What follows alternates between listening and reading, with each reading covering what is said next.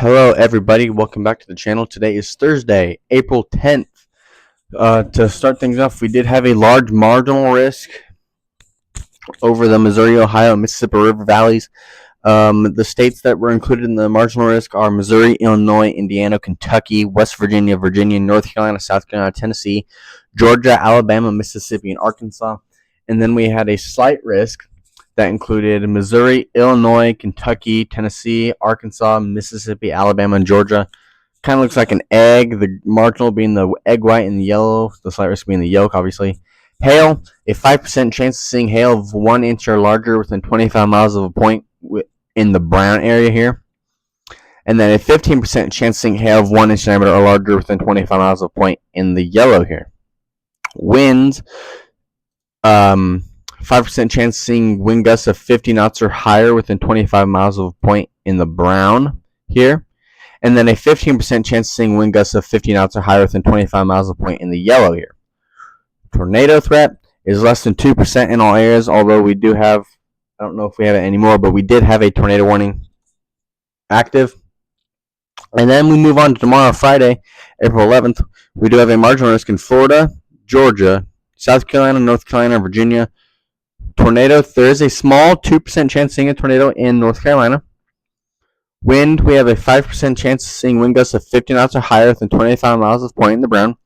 And then hail, it's pretty much one area. 5% chance area of seeing hail of 1 inch diameter or larger within 25 miles of point in the brown here. Basically, if you live on the coast here, you're also included in that, I believe. Day 3 is just some scattered isolated thunderstorms. But we do have a day 5 slight risk issued for Indiana, Kentucky, Ohio, West Virginia, and Pennsylvania. It's not very big. It's very small, so I don't see a lot coming from that, but we always have to be prepared just in case. I do know I've said the weather is starting to quiet down a little bit here, so the stuff isn't going to be too active, but we are going to start entering a active period towards the end of April into the beginning of May. Now, those of you that live in eastern Nebraska, y'all may know just over 2 weeks ago last year, you had that large EF4 tornado that went through Bennington and Elkhorn and Omaha, that EF3 that went in between Woolback and Elba, and then a couple other tornadoes that happened in Nebraska. I don't foresee the back half of April being that significant for you guys, but I do see the back half of April and early May being more active in the Central Plains. And why do I say that? As we go ahead here and we look at our supercell composite here on Pivotal Weather, you can see here, next Thursday, there does seem to be an increase in supercells around south central Kansas. Now, that's a week out. It could change. And then next Saturday, we have supercell increase in western Oklahoma. Again, could change. And then we have a supercell line here within, not next Monday, but the following Monday, the 21st of April here in Kansas here, which could pose a tornado threat. Now, this is still 2 weeks out, just under 2 weeks, about a week and a half out. So take this with a grain of salt. I'm not overhyping it, nor am I downplaying it. I'm just saying there is a chance to see some severe weather within the next week and a half. And then that moves out. But then we get to almost 2 weeks, 13 days, we get an increased number in supercells in south central Kansas, which poses the risk for tornadoes and all severe weather hazards. Again, 2 weeks out, grain of salt. Take that with a grain of salt. I'm not overhyping it, nor am I downplaying it, trying to scare you or make you think nothing of it.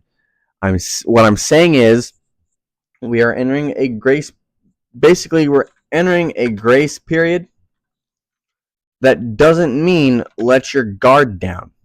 What that means is we're entering a grace period where the weather is not going to be relatively active.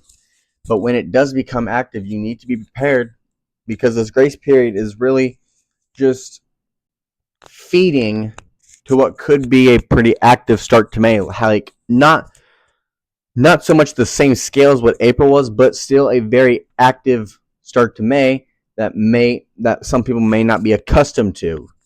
And people in the Midwest are accustomed to severe weather, but I'm saying that this active period that might not be what most of them are, used to or accustomed to. If some of you guys know, in my earlier videos, almost about a year ago, half a year ago, I did show the NIU supercell composite models. They're showing, you can see the week 2 here, CFS V2 week 2 shows an uptick in the Great Plains along with the week 3. The week 1 and the week 2 GEFS doesn't really show that. The week 2 kind of does, but the CFS V2 week 1 and week 2 and week 3, week 2 and week 3 especially, do show that. So this is showing you that the middle to end of April, the activity is going to start ramping up in the Midwest for my area.